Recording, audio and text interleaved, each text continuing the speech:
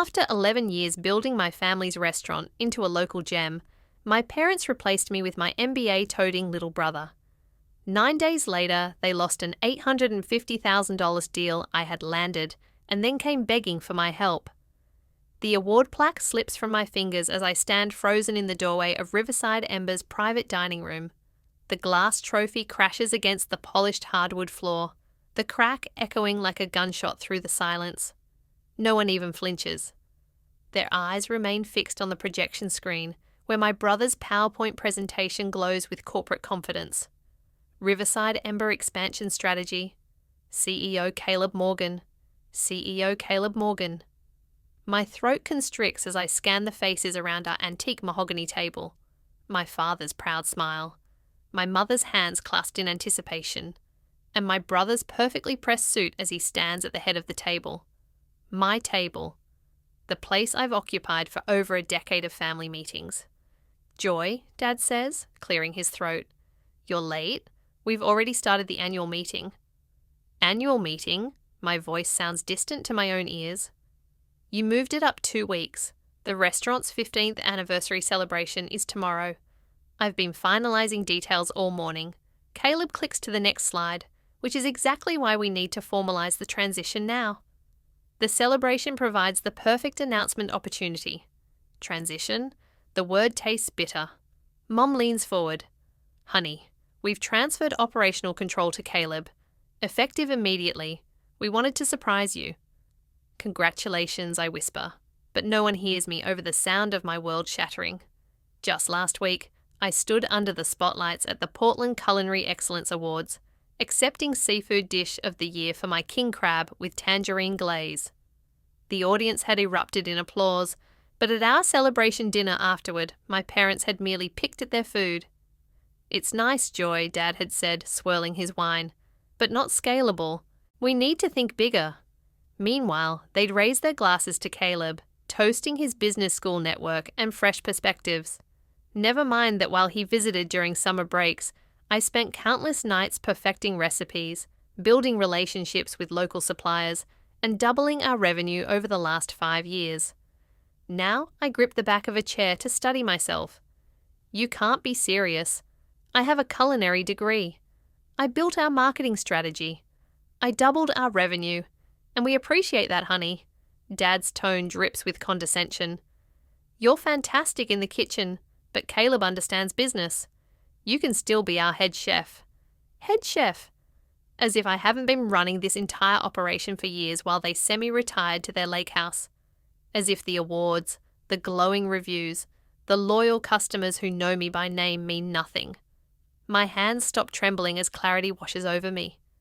I reach into my pocket, remove my restaurant keys, and place them deliberately on the table with a metallic clink. "I'm not just your chef. I built this brand." Caleb sighs dramatically. "See, Dad, this is exactly what I warned you about. She's too emotional about business decisions." Dad frowns. "Joy, you need to understand. This isn't personal. It's about scaling the business, not personal." I laugh. The sound's sharp and unfamiliar. "You blindsided me during the anniversary celebration I organized. You didn't even consult me about changes to the restaurant I've poured my heart into for 11 years. "That's enough," Mum cuts in. "Caleb has an MBA. He knows what he's doing." And there it is, the familiar pattern. They automatically side with Caleb, dismissing my concerns as emotional overreactions rather than legitimate business insights.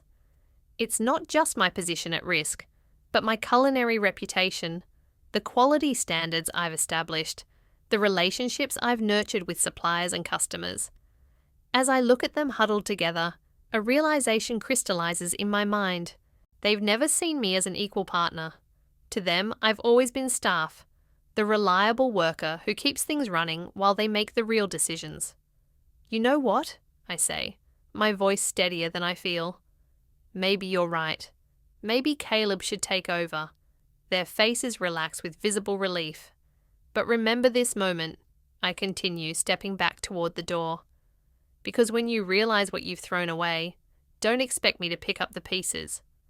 I turn and walk out, leaving behind the shattered award that suddenly means nothing at all.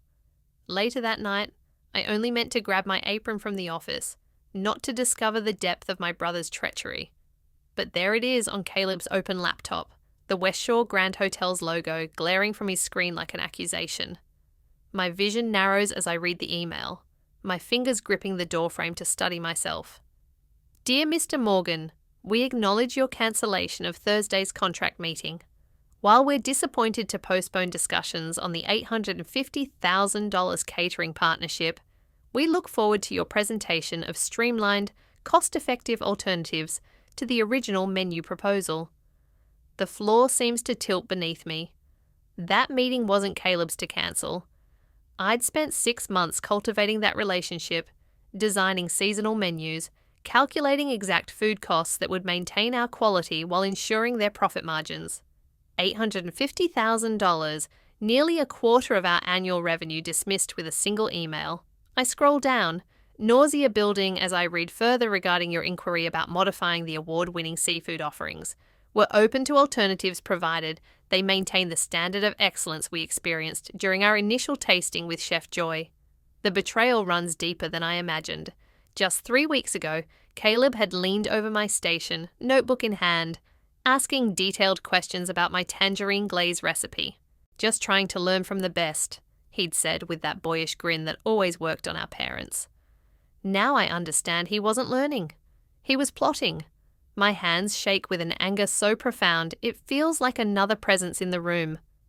6 years of culinary school, 11 years of 60-hour weeks. Also, my brother could swoop in with his MBA and his PowerPoint slides and dismantle everything I've built. The next morning, I pushed through the service entrance of Riverside Ember, 30 minutes before the supplier meeting I wasn't invited to attend. The kitchen staff exchange worried glances as I pass, their whispers following me down the hallway. I pause outside the private dining room, listening to Caleb's confident tenor. The door is slightly ajar, giving me a clear view of the antique mahogany table where Marcus, our fishmonger of 8 years, sits with a deep furrow between his brows. Beside him is Eleanor, whose family farm has provided our produce since before I joined the restaurant. Across from them sits Caleb in a charcoal suit that still has the tailor's chalk marks visible at the cuffs. The premium seafood orders are simply unsustainable at our current scale, Caleb is saying, sliding glossy folders across the table. We'll be transitioning to a more consistent supplier with nationwide distribution. Marcus clears his throat. Chef Joy specifically chose our products because we can guarantee same-day catch. Your customers will taste the difference. Our customers are looking for value and consistency, Caleb counters smoothly. Similarly, Eleanor will be consolidating our produce orders through Portland Restaurant Supply. Their volume discounts will substantially improve our margins. Eleanor's weathered hand tightens around her mug. Those tomatoes you love come from my southeastern field. They get morning sun but afternoon shade. That's why they're sweeter than anything you'll get from a wholesale distributor. I can't stay silent any longer. I push the door open and 3 heads swivel toward me. Joy. Caleb's smile doesn't reach his eyes. This is a private meeting with my suppliers.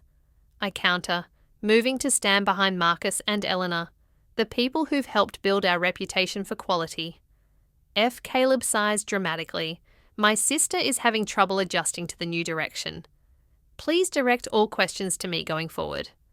What new direction? I ask, reaching for the folder in front of Marcus. Inside are mock-ups of new menus. My award-winning king crab with tangerine glaze is gone. So is my cedar plank salmon with huckleberry reduction. In their place are generic descriptions, grilled seafood platter and fish of the day. You're standardizing the menu. I say the word sour in my mouth for chain expansion. We're creating scalable systems. Caleb corrects, standing to reassert his authority. Dad and Mom agree it's the right move. The stakes crystallize in my mind with perfect clarity. This isn't just about my job. It's about everything I've built. My culinary reputation, the loyal customers who come specifically for my seasonal creations. And now, the $850,000 West Shore grand contract that could have secured our financial future while maintaining our standards. Marcus, I say quietly, what will happen to your business without our orders? The fishmonger shakes his head. We'll survive, but I've got 2 boats that fish primarily for Riverside Ember. I'll need to let one captain go, Eleanor adds, and I've been expanding my heirloom varieties based on your menu plans, Joy. If you're not buying, I'll have to plough under half my crops this season. Caleb clears his throat. These are unfortunate but necessary business adjustments. Speaking of adjustments, Jovi, we should discuss your compensation package. The head chef position doesn't warrant executive-level pay. The final insult lands like a physical blow. 11 years of 60-hour weeks building this restaurant's reputation. And now I'm facing a demotion and pay cut while watching everything I've created being dismantled for the sake of scalable systems. Later that evening, after everyone has gone, Daniel finds me in the kitchen methodically packing my personal knives. "The kitchen staff is with you," he says quietly, his voice steady after 8 years as my sous chef. "Whatever you decide to do, we believe in your standards, not his." As I wrap my favourite Sonku knife in protective cloth, the question weighs heavy on my mind. Should I stay and fight for the business I helped build, or walk away completely and start fresh? Fighting meant painful daily confrontations with my family, but leaving meant abandoning everything I'd worked for over a decade. What would you do when the people who should value you most fail to see your worth?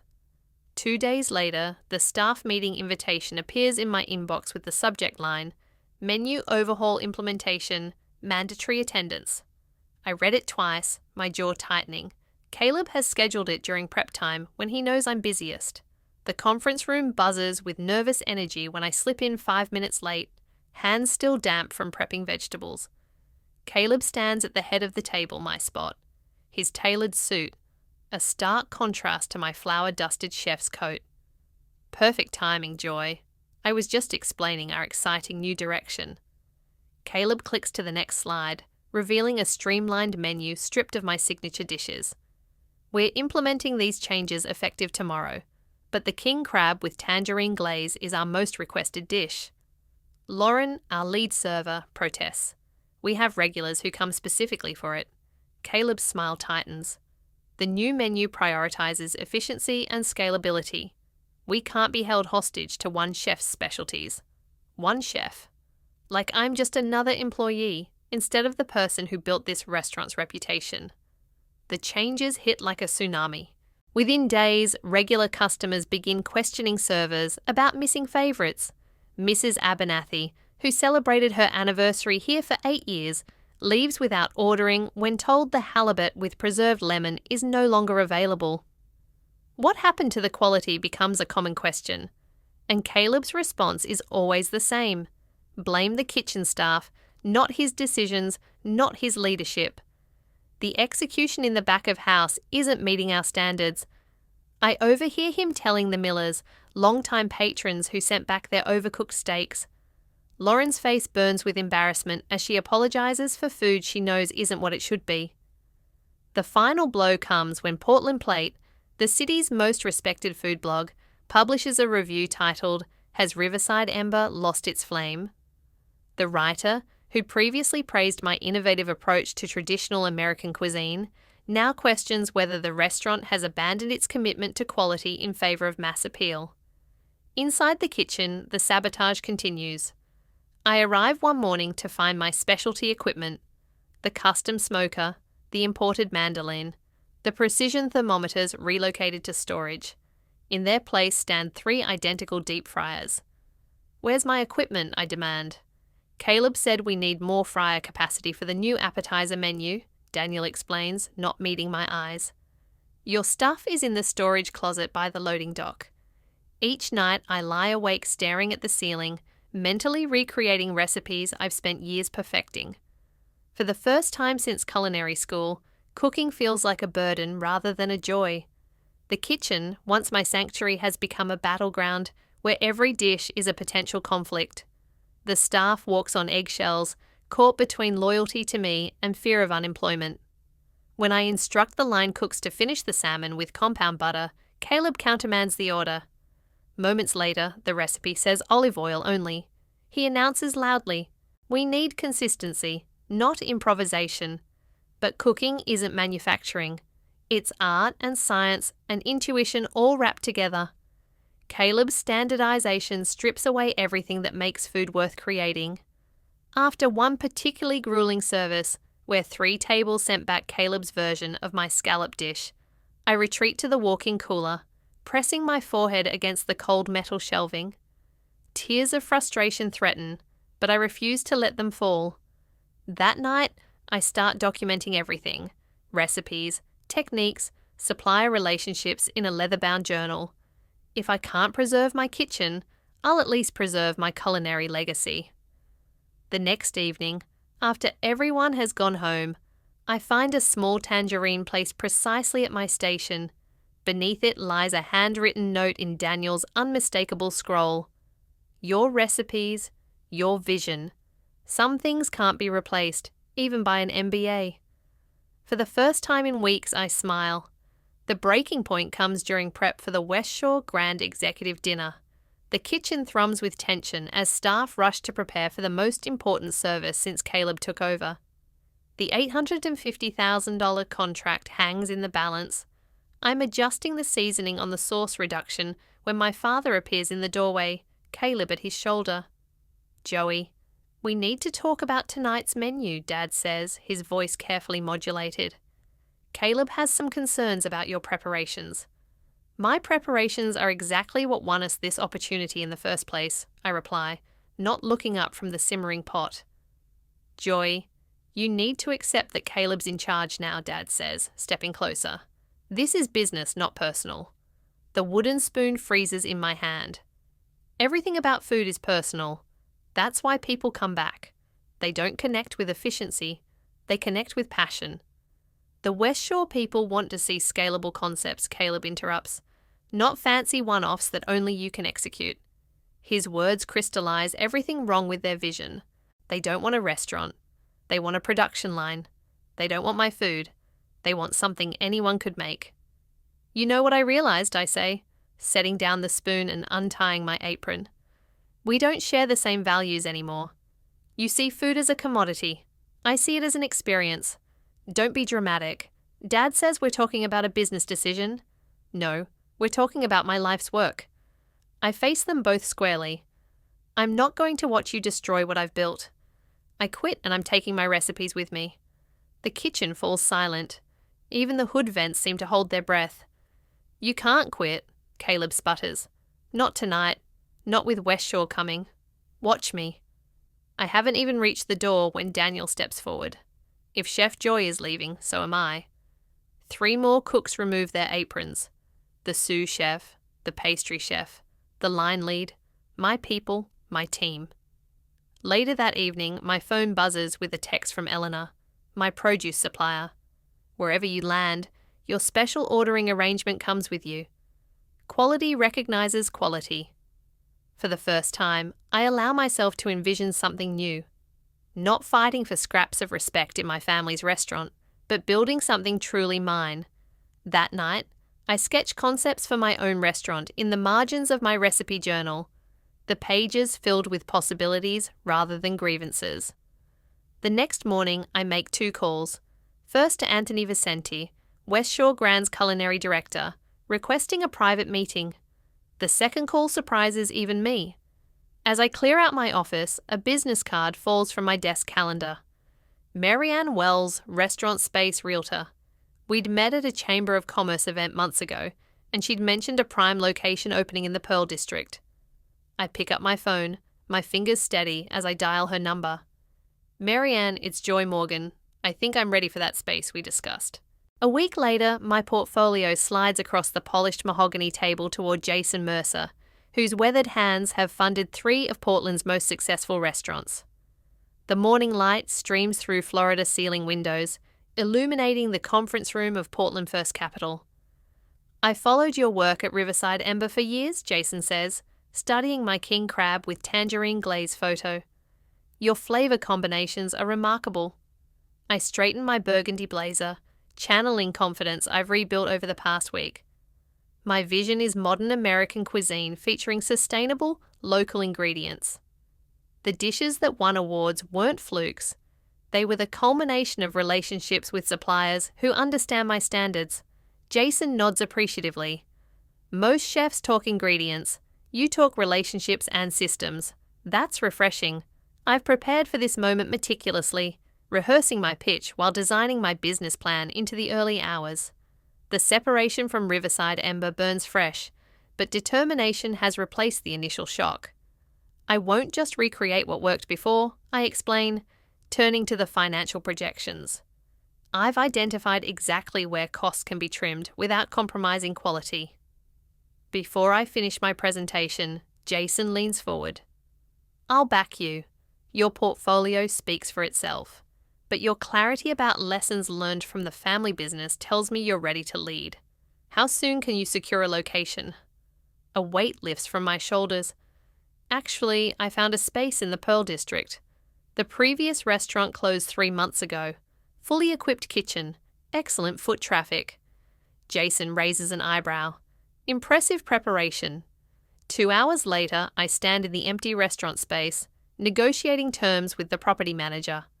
Sunlight spills through windows that will soon showcase Joy's hearth to passers-by. Each decision feels like reclaiming a piece of myself. Back at my apartment, my phone buzzes with a text from Daniel. Disaster at West Shore Grand Meeting. Execs not happy. Caleb sweating bullets. I pour a glass of Pinot Noir, savouring both the flavour and the news. The meeting Caleb hijacked from me has apparently gone exactly as I predicted. Daniel calls an hour later. You would have laughed, he says, his voice hushed. Caleb tried serving your tangerine glaze, but it was nothing like yours. Too sweet, weird consistency. He added too much sugar to compensate for using inferior tangerines, I reply, knowing my brother's tendencies. The executives noticed immediately. One of them actually asked where you were. Daniel chuckles. They cut the meeting short, saying they needed to reconsider certain aspects of the partnership. Caleb looked like he might throw up. I lean back in my chair, staring at the ceiling. And the fallout? Chaos. Caleb's calling every supplier, trying to figure out what's wrong with the ingredients. But Eleanor is not answering his calls, and Marcus told him the premium seafood he's been getting was based on your relationship. Relationships take years to build, I murmur. That's not all, Daniel continues. 3 corporate events carnaled today. Word spreading about quality issues. Your parents look shell-shocked. The news should feel more satisfying than it does. Instead, I feel a complicated tangle of vindication and sadness for the restaurant's reputation I worked so hard to build. My phone beeps with an incoming call. Mom, I let it go to voicemail, then listen. Joy, honey, please call us back. The West Shore Grand Dinner is next week and we need your help. The family needs you, please. Her voice cracks on the final plea. I press my forehead against the cool window glass, watching traffic below. When my mother called that evening, tearfully asking me to save the family by helping with the West Shore Grand Dinner, I hesitated. Would returning to help preserve what I'd built show strength? Or would it simply enable more of the same behaviour that pushed me out? The next morning, Daniel arrives at my apartment with a folder. Thought you might want these, he says, sliding a stack of papers across my kitchen counter. Daily revenue reports, reservation numbers, customer complaints. They're spiralling. I flip through the documents, noting the sharp decline. They'll blame external factors. They're trying, but the numbers don't lie. Daniel leans against the counter. The kitchen staff is with you. Just say the word. Later, Eleanor introduces me to specialty farmers from the Willow Valley who can supply Joy's hearth with heirloom vegetables unavailable to larger restaurants. We walk between rows of rainbow chard, the morning dew still clinging to the leaves. These families have been farming for generations. Eleanor explains, they're excited about working with a chef who appreciates their craft. Marcus calls while I'm driving home. Joey, I've got a shipment of Alaskan king crab coming next week. Premium quality. And I'm having dinner with Thomas Reynolds tomorrow night. I nearly swerve. The Thomas Reynolds from Coastal Ventures. The very same. He's looking to invest in a new restaurant concept. I might have mentioned your name. The pieces fall into place faster than I dared hope. With Marcus's seafood connections, Eleanor's produce network, and Daniel's insider information, I can accelerate my timeline by weeks. That afternoon, I receive an email that makes my hands tremble. West Shore Grand executives requesting a meeting to discuss my independent culinary concepts. They've found me. Meanwhile, Riverside Ember's social media pages fill with questions. Where's Chef Joy? Is she coming back?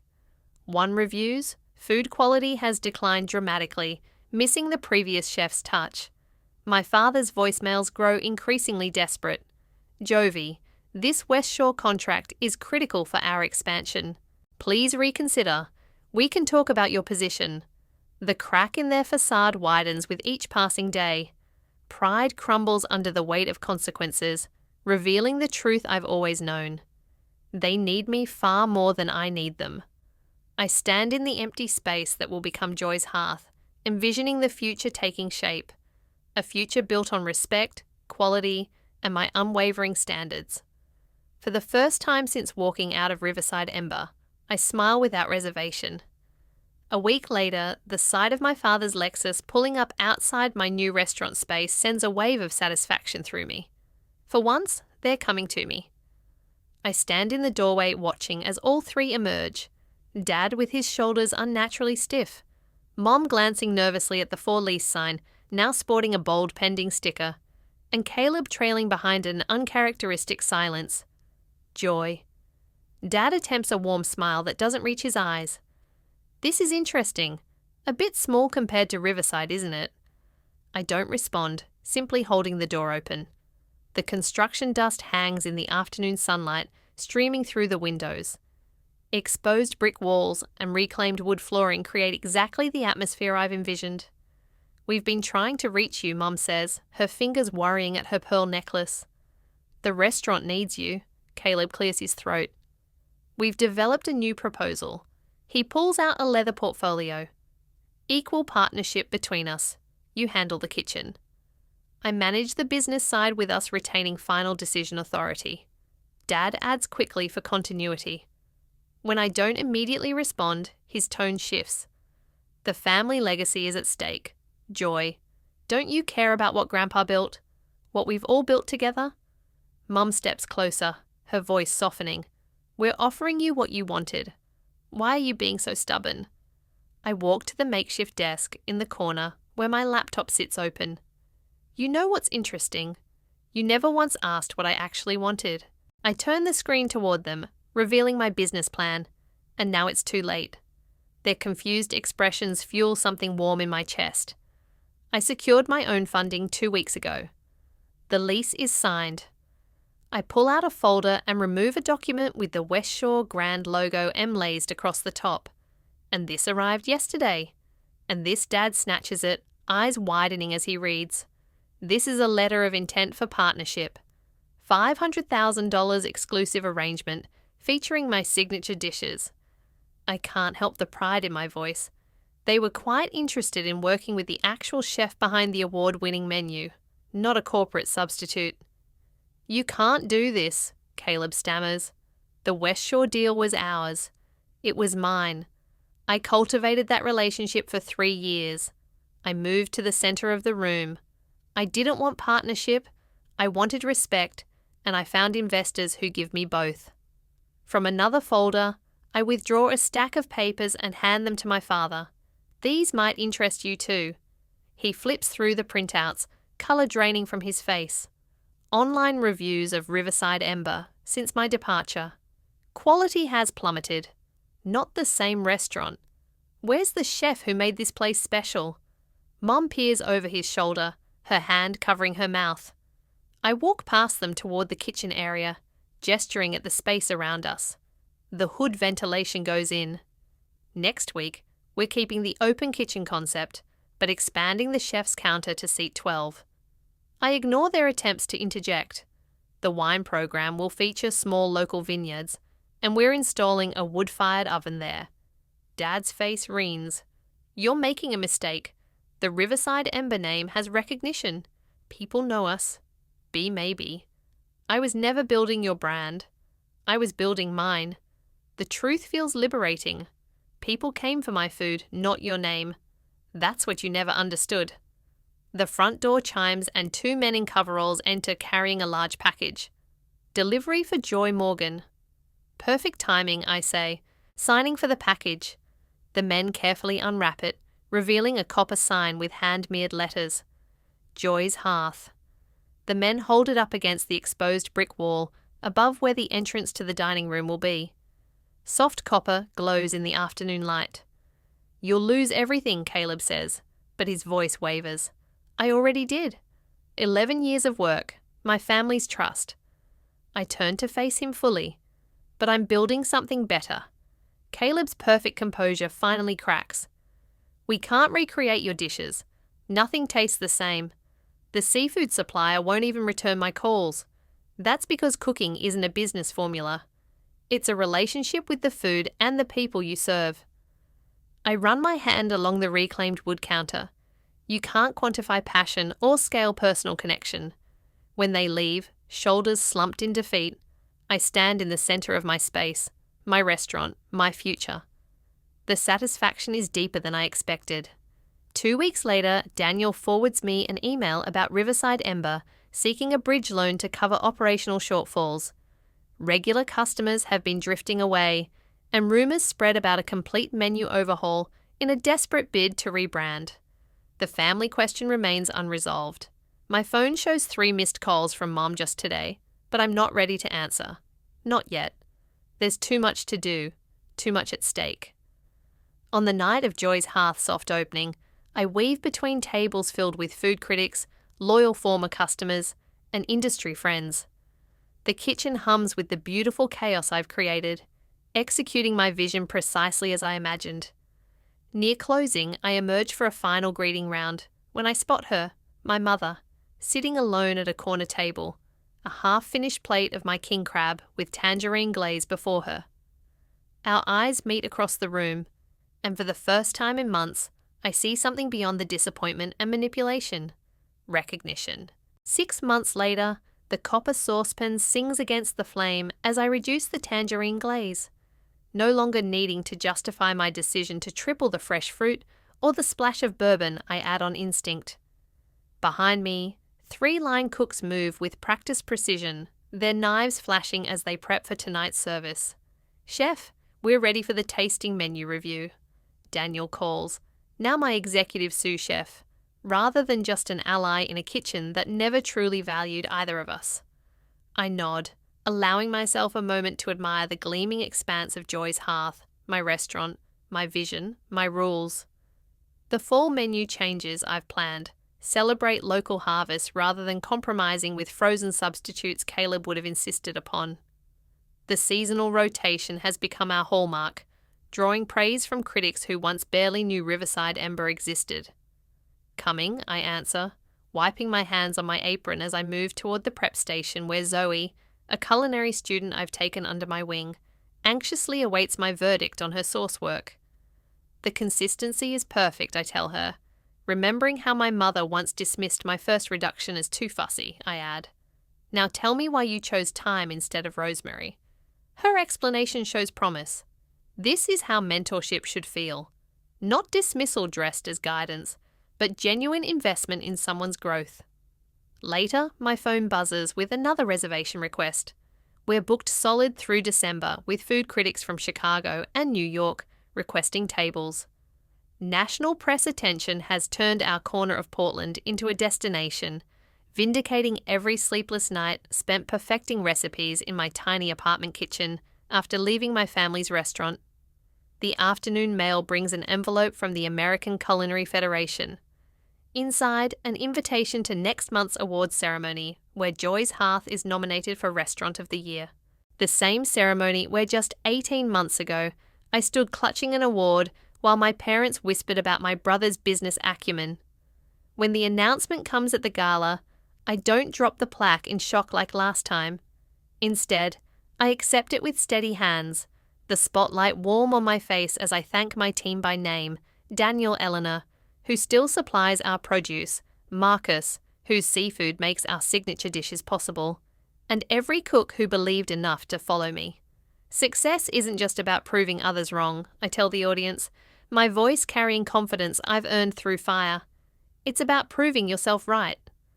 Back at the restaurant, we gather after closing. Eleanor brings champagne, while Marcus proudly displays the first advanced copy of my cookbook. Daniel uncorks the bottle with a satisfying pop. Filling glasses around our family table, the one where staff meals are shared, not where decisions are dictated, to building something that truly reflects who we are. I toast, not who others think we should be. Their glasses rise in response, light catching the bubbles inside. The next morning, spread across my desk, 5 different expansion offers from luxury hotels sit alongside an invitation to judge the Pacific Northwest culinary competition. My grandfather's weathered photo watches from its frame beside my awards, his original diner that started it all before business plans and MBAs entered our family vocabulary.